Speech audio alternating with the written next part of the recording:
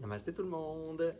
Namasté ici, namasté en direct. Je vous rappelle qu'on est toujours maintenant, vous allez voir où je suis dans le Québec finalement, vous pouvez me suivre sur les Facebook. On est en direct de la retraite en Abitibi. On a 35 personnes en ce moment qui sont avec moi pour partager cette retraite-là sur le feu sacré. Je vous le dis parce que ça peut vous donner un bon exemple d'audace. Ce matin, on parle de l'art de la démesure, mais l'audace de l'Abitibi, ça a été non seulement de m'inviter à toutes les années depuis 5 ans, mais en plus cette année de me faire une commande sur le thème de la retraite. Ça, c'est pas être proactif puis écouter sa vérité. Je sais pas c'est quoi, mais on est dans le thème de la retraite, c'est le feu sacré. Fait que moi, ça fait 2 mois et demi que je sais que je viens animer ici une retraite, une fin de semaine d'exercice, de méditation, d'enseignement sur le feu sacré. C'est comme un bijou qu'on nous donne quand on nous invite comme ça. Alors, merci infiniment de partager ce petit morceau de retraite avec nous, tout le monde qui est en ligne. Je vous rappelle, même moi, mon Facebook maintenant me rappelle que je peux partager. Alors, je ne vois pas encore vos commentaires, mais on peut partager. Vous pouvez appuyer sur le petit « Ah, je vous vois, allô Marie-Carmen, coucou Louise, allô toute la belle sangha virtuelle d'amour. » Alors, l'art de la démesure ce matin, dans ce chemin vers soi, vers notre vérité profonde, c'est le sujet de notre enseignement, de notre méditation. Votre fin de semaine, si elle était partie mollo, vous allez voir, ça va chauffer. Parce qu'on est dans le thème du feu sacré, il faut se parler de la démesure. Il y a comme une espèce de mouvement de conscience folie. On appelle ça le foussage aussi dans le bouddhisme et dans plein de traditions. Comme si pour retrouver notre authenticité intuitive, il fallait accepter notre part de démesure. Pour allumer le feu sacré, il faut perdre le contrôle de l'histoire, hein, de gérer, compartimenter notre vie, conformer nos comportements. Je ne vous parle pas de règles sociales et de distanciation et de masque, OK, ce matin? Non, non, non. C'est plus comme le tableau global de notre vie, là, qu'il faut honorer comme une œuvre d'art. Et l'art, c'est de l'inspiration. Et de l'inspiration, c'est tous les artistes ont été des gens qui ont une vie et une œuvre démesurées. C'est pas du monde qui ont calculé le nombre d'heures. C'est pas les gens qui ont dit « il faut que j'aille me coucher demain matin, je vais être fatigué ». Ils se sont laissés comme habiter. Et la plupart des grands artistes, des virtuoses, sont complètement envahis par leur œuvre. Hein, ça vient les rejoindre la nuit, ils ont des impulsions créatrices, ils ont de l'enthousiasme. Moi, j'appelle ça l'enthousiasme ravageur. Tu sais, quand ça m'habite, là, c'est comme si ça ravage tout le reste. Là, j'annule, là, c'est pour ça que j'ai peu de vie sociale. Mais tu sais, c'est comme si ça allait ravager. Il y a une démesure dans l'expansion créatrice. Et allumer son feu sacré, être dans notre vérité, ça va demander, il faut se donner ou pas la permission à ce qu'on appelle, ce que Shogyan Trungpa appelait la démesure artistique.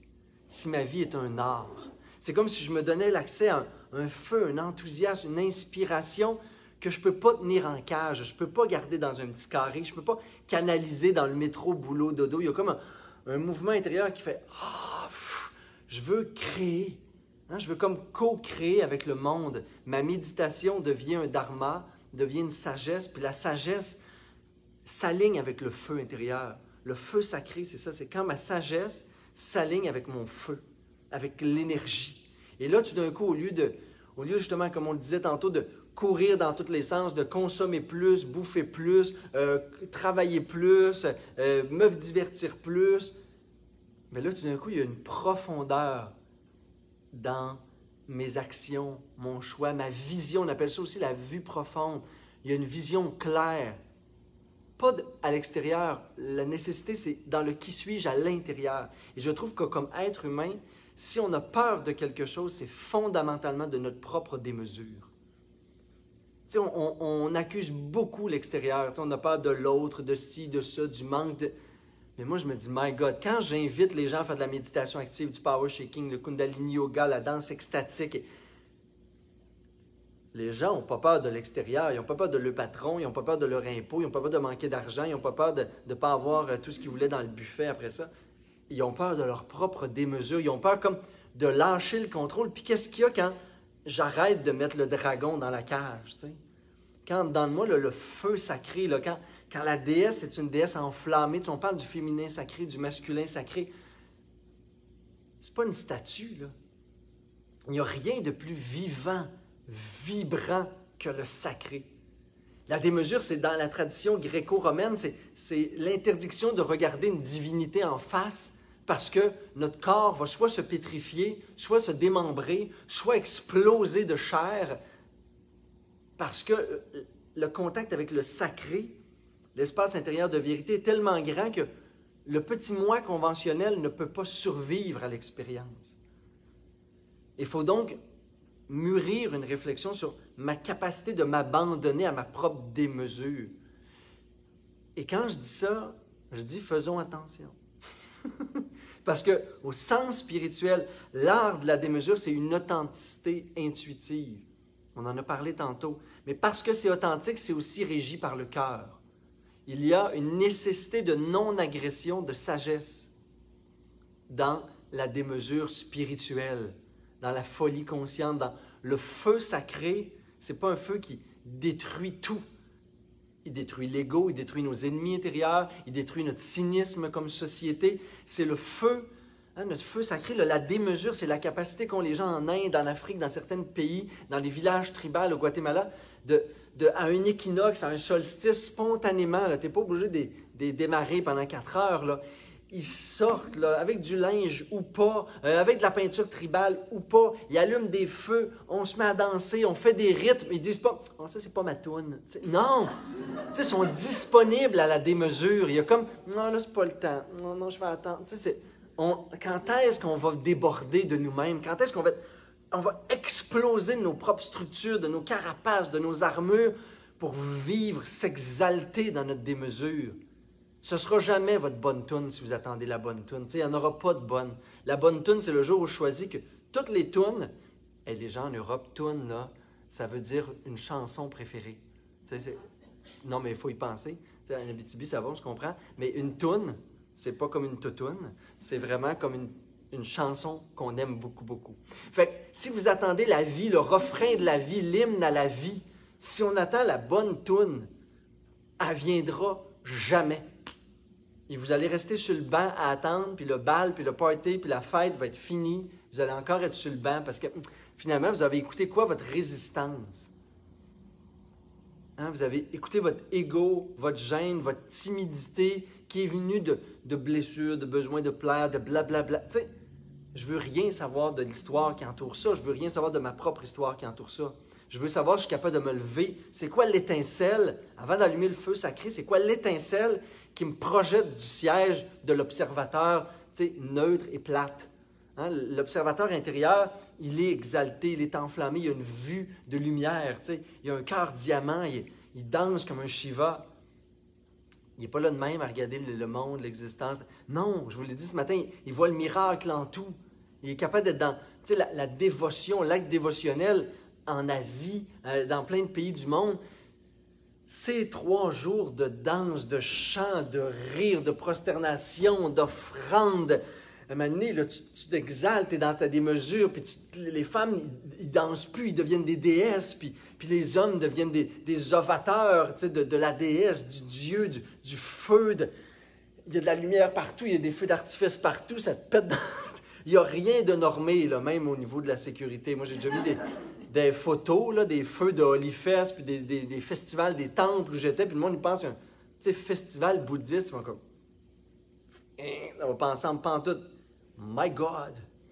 Tu sais, ça s'exalte dans cette espèce de joie, de transcendance. C'est l'ego qui fait qu'on est plate, puis que la vie est tiède, puis qu'on ne déborde pas. C'est pas parce qu'on est spirituel qu'on devient plate.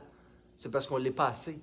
C'est aussi, il faut sortir de ce mensonge-là qu'une vie spirituelle, c'est nécessairement... Il se peut que vous soyez un exalté contemplatif immobile comme le moine zen. Il se peut que ce soit votre exaltation, votre démesure, mais c'est une vraie démesure. Parce que dans le bouddhisme zen, l'immobilité est règle. C'est une loi absolue. C'est une démesure de la rigueur et de la discipline. Hein? La tradition zen, c'est passer une botte de foin dans une pointe d'aiguille. Fait qu'il y a une démesure, même dans ce qui paraît comme contemplatif, immobile, témoin. La pureté du processus est démesurée. Il faut s'abandonner à n'importe quelle forme de démesure qui est là pour vous. Dans la vie, c'est comment, dans ma vie, je me contracte, puis à un moment donné, j'étouffe le feu. Il n'y a plus d'oxygène dans mon cœur, dans mon esprit, dans mon âme. Ça s'enflamme plus. faut réaliser comment ça se fait. Il faut réaliser que je suis arrivé là. C'est peut-être mon point de départ à un certain degré, là. Mais il faut dire c'est mon point de départ, mais il faut choisir que ce n'est pas mon point final. C'est ça. C'est pas grave qu'on soit arrivé là pour X raisons. La faute n'est pas à l'autre, elle est à moi. Mais l'important, c'est de dire oh, je finirai pas de même. Moi, si ma vie finit, si on me dit je meurs demain matin, pitchez-moi de la couleur, garochez-moi dans le Gange, je ne sais pas quoi, là, avec ou pas de soluté, n'importe, dansez autour de moi, mettons-nous tout nus, mettons-nous de la peinture sur le corps partout, crions des alléluia en embroyés à shaker, comme le centre de l'univers. Moi, je veux que ce soit ça, là, ma finale, Puis le chemin faisant aussi. Puis ça peut être symbolique pour vous, ça paraît peut-être accessible. En ce moment, nous, on est 35 ici. Dans votre salon, c'est peut-être accessible. Mais, Denise Desbiens, t'es prête, mais t'as toujours été prête, tricheuse. T'es arrivée exaltée. Mais il y en a qui sont moins arrivés exaltés que d'autres, ça paraît inaccessible. C'est donc la théorie du petit pas. L'important, c'est de savoir où vous voulez aller. Je veux-tu me contracter davantage ou je veux me lousser un peu pour, un jour, sans même m'en attendre, là. C'est la loi du moine et du Ferrari, et ainsi de suite. Là, tous les gens là, qui ont écrit des biographies sur une vie névrosée, coquée, recherche matérielle, richesse, etc., puis à un moment donné, ils ont accepté leur démesure, de la névrose à la folie consciente, à la sagesse folle. Ils ont passé d'un mouvement de contraction, contraction, contraction, stress, anxiété, tension physique, mentale, émotive. Je sens plus rien. C'est pas normal de ne pas pleurer et d'avoir les larmes aux yeux devant un poussin, un chat, un coucher de soleil, un aigle qui passe dans le ciel. On a vu des rivières en s'en venant ici en Abitibi. On a arrêté le char sur l'autoroute, même si je pense pas, je sais pas si on a le droit d'arrêter de même sur l'autoroute. Mais en tout cas, on vient pas d'ici, on va dire. Là. Je vais juste laisser ça y est de parler en espagnol. No hablas français, bueno, bueno, bueno. Muy rico. Mais on arrête tout le temps pour s'exalter. On est comme disponible au débordement, à la démesure. Hein? Pourquoi juste faire « c'est beau quand je peux arrêter, sniffer ce qui est là, hein? Rentrer l'essentiel des sapins me rentre dans les narines. Je vois là, les reflets de l'eau sont cristallins, cette lumière-là se reflète dans mes yeux. Je suis là avec mon amoureux, il y a un moment d'éternité qui prend 5 minutes à savourer. Hey, sur 9 heures de charge, mérites-tu, moi, d'avoir 5 minutes de grâce? » Oui, mes amis. Notre vie, c'est une run de char. Hein? C'est en Abitibi, puis je viens du lac des dernières semaines que je parle de même. Je vais être à Paris en novembre. Alors, les Québécois, vous allez y goûter avec l'accent. Mais une run de char, c'est comme une partie de voiture. Là. Une route dans votre véhicule motorisé.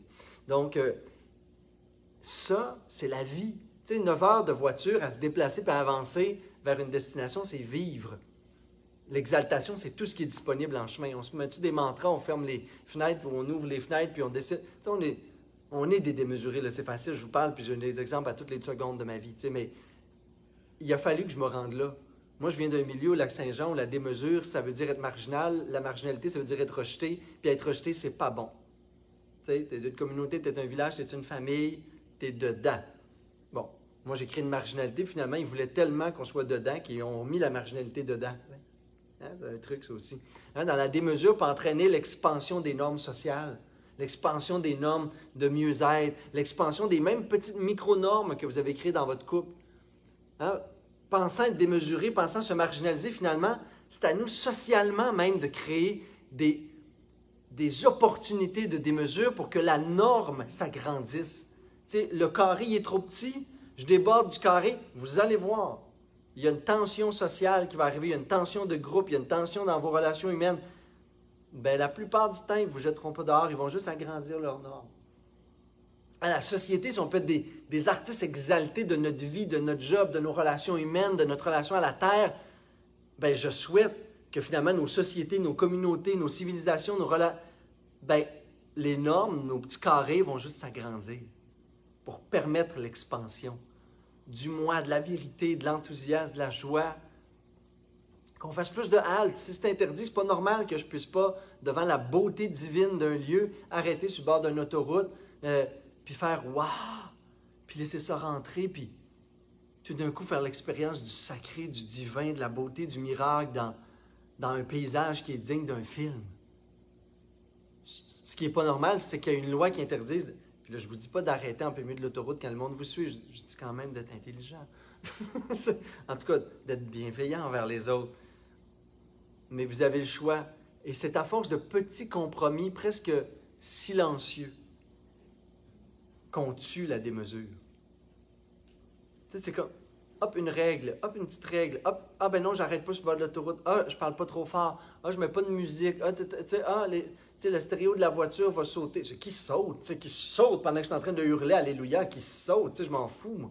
Tu sais, le problème, c'est qu'il n'était pas assez fort pour que je crie Alléluia dans mon char. Tu sais, on dose tout, on rapetisse tout, par plein de petites peurs, puis plein de petites hésitations silencieuses. Mais l'idée, c'est qu'il faut traquer nos petites hésitations silencieuses. C'est ce qu'on va faire ce matin dans la méditation. Ouais, on est rendu à la méditation, les amis d'amour. Si vous n'avez pas encore partagé, c'est le temps de la méditation. Si vous voulez la garder sur votre fil d'actualité, puis que vos amis ils soient exaltés comme vous, puis démesurés, alors voilà. Donc, on regarde, on va traquer nos petites hésitations silencieuses. Qu'est-ce qui en moi, comme presque insinueusement, là, fait en sorte que le party il est en avant, puis que même si je vous amenais en Inde demain matin en plein Holifest, on serait 1,3 milliard d'exaltés, de démesurés. Comment se fait que des fois, certains touristes, on les voit, on les connaît, sont sur nos photos, en souvenir, sont d'eux-mêmes sur le bord du chemin, puis ils n'ont pas participé à la fête. L'existence, c'est ça. Tu as le choix de rester sur le banc, de rentrer, de danser, de t'exalter, de te démesurer, de créer de ta vie un art, de faire que l'inspiration te guide, ou de rester sur le banc. C'est notre choix. Qu'est-ce qui fait qu'on reste sur le banc si on voudrait bien aller là et être libre de faire « Wouah! Alléluia! Hein? » Ben, on va regarder en nous. C'est qui le timide là, de l'exaltation. Je vous invite à prendre une belle posture de méditation. Vous êtes aussi les amis d'amour. Puis je vous vois, là, les Bernard Distant, Denise, Claude, etc.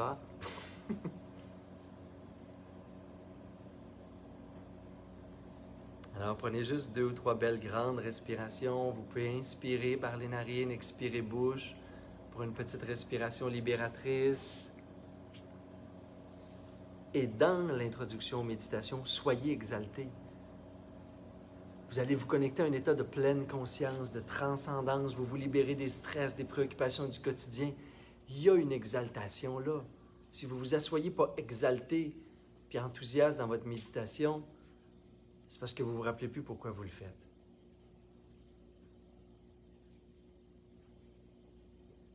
Fait que rappelez-vous pourquoi vous méditez en ce moment. Puis laissez cette motivation être démesurée. Prendre toute la place.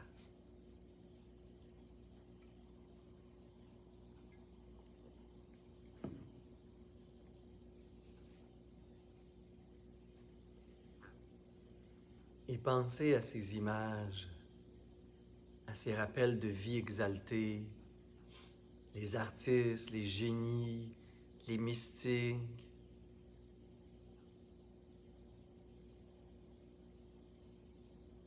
Tous les virtuoses ont dû s'abandonner dans la démesure à une discipline joyeuse, une inspiration.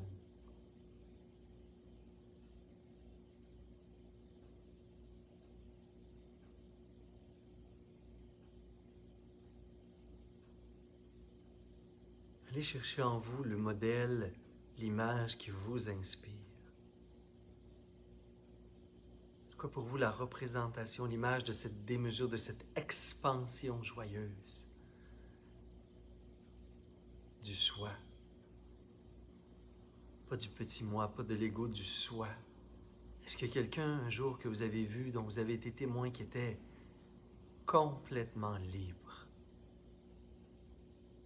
immense, démesuré?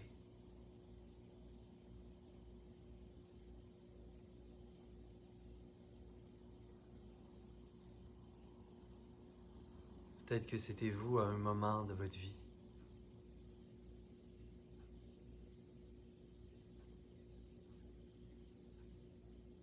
Rappelez-vous l'expérience, ou rappelez-vous l'inspiration de la démesure.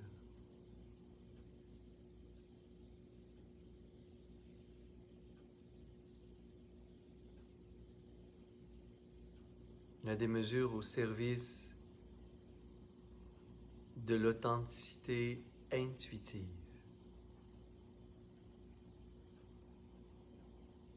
d'une nécessité de disparaître à tout ce qui limite le soi.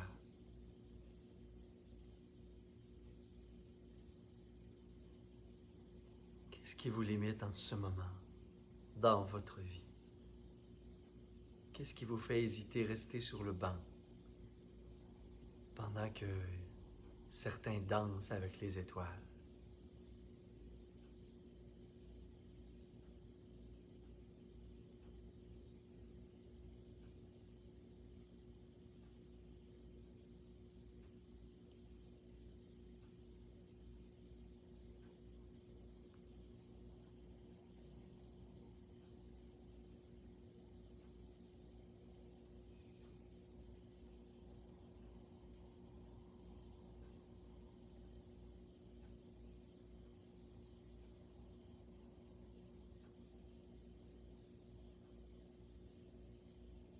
Quels sont les obstacles? Quelles sont les petites voix intérieures, presque silencieuses,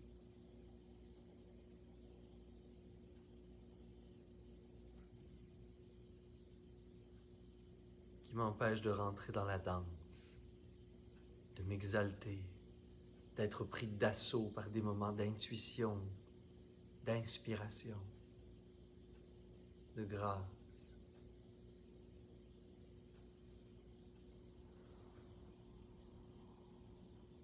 Je les regarde et je m'en libère. Je prends conscience pour ne plus les écouter.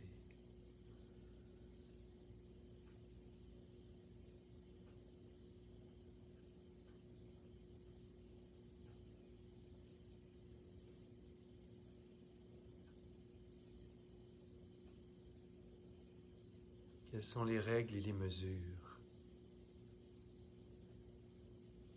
que j'ai mis dans ma tête, dans mes croyances, dans mon cœur, qui m'empêchent de revenir à ma source et de la laisser se libérer à travers moi?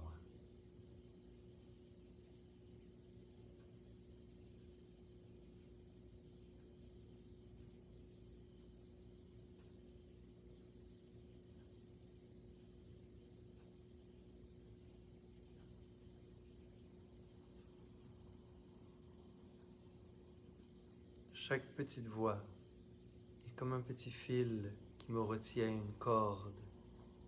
Parfois c'est lourd comme une chaîne, léger comme une ficelle.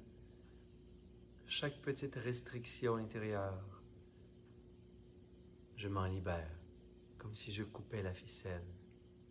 J'arrache la chaîne.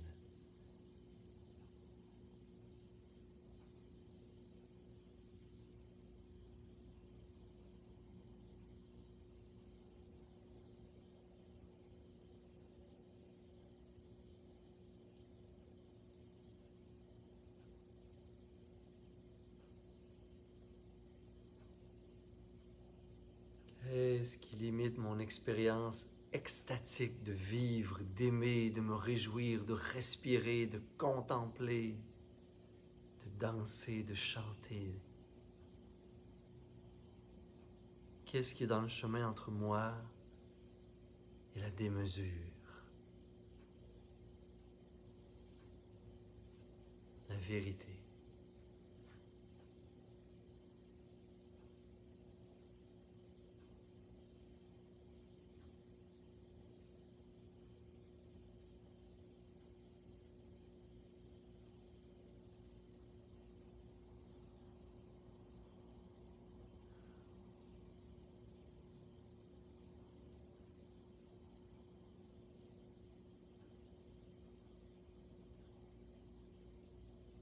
Et je renonce, je me libère de tous les obstacles intérieurs, des peurs, des croyances, des rigidités, de l'ego, des fausses identités.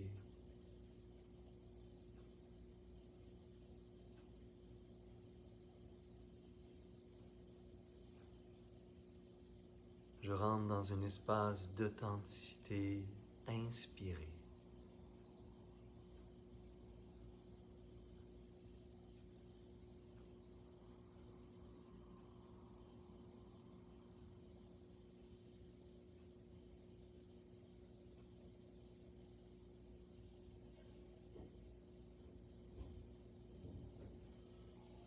Je génère un état intérieur dans lequel je me sens complètement libre, comme le souffle qui est libre de se faire en moi. Comme les émotions qui sont libres de circuler dans mon cœur. Je suis libre comme l'espace, infini, sans forme.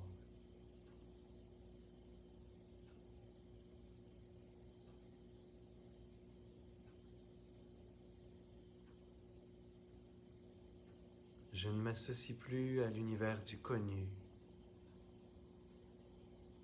Je ne tourne plus mon regard vers le passé. C'est comme si je devenais une page blanche ou un nouveau territoire à explorer. Et cette exploration m'enivre, m'enthousiasme.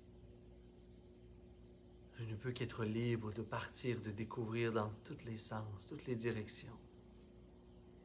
Ce soi en expansion.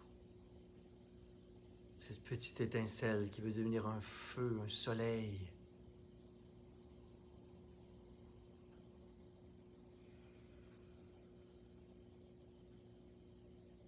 Et je respire dans cette aspiration à la démesure, à l'expansion, à la créativité.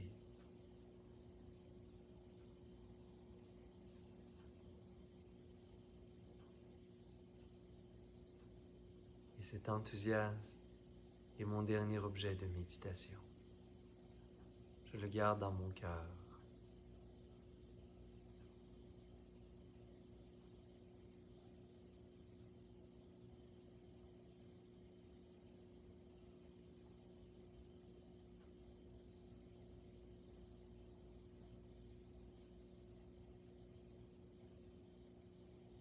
Et on peut prendre quelques respirations profondes.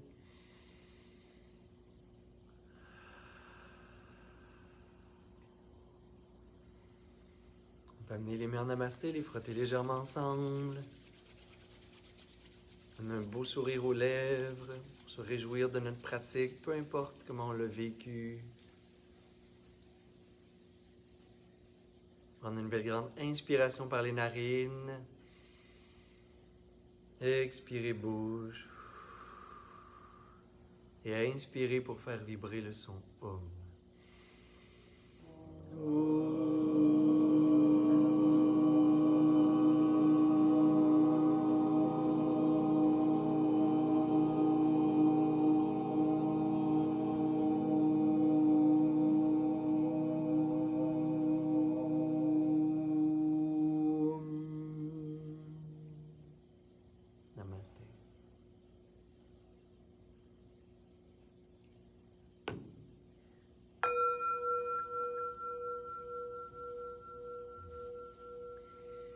Mes beaux amis d'amour, je vous invite à faire de l'espace pour votre matelas dans la salle et je vais conclure avec ceux qui sont en ligne pendant ce temps-là. Nous, on continue en Kundalini Yoga, qui parle d'expansion, on parle de Kundalini. Alors, on va se donner un moment de Happy Kundalini. Et vous autres, ma belle Sangha, ou peu importe où vous êtes, je vous invite vraiment aujourd'hui parce que le feu sacré, ça part d'une petite étincelle. Alors, aujourd'hui, créez l'étincelle. Nous, on va faire du Kundalini Yoga, on va faire des chants, on va continuer à méditer, et ainsi de suite, dans notre retraite. Vous regardez aujourd'hui, qu'est-ce qui peut animer votre braise, créer l'étincelle. Faites de cette petite étincelle-là comme une inspiration. C'est comme ça que la vie devient un art. C'est comme ça que l'art rencontre votre sagesse. Puis la sagesse va vous permettre de rencontrer votre vérité. Et on va toujours être connecté à notre vérité intérieure. Namasté, mes amis. Ma belle Annick d'amour, coucou mon beau Claude, allô ma gang de ma zone fit, coucou Marie-Christine. José, j'ai vu tantôt là, ton câlin débordant, là. watch out. Avec ou sans masque, la prochaine fois que je te croise dans la rue, je cours et je gambade comme une biche joyeuse et je te fais le plus gros câlin du monde. Tada!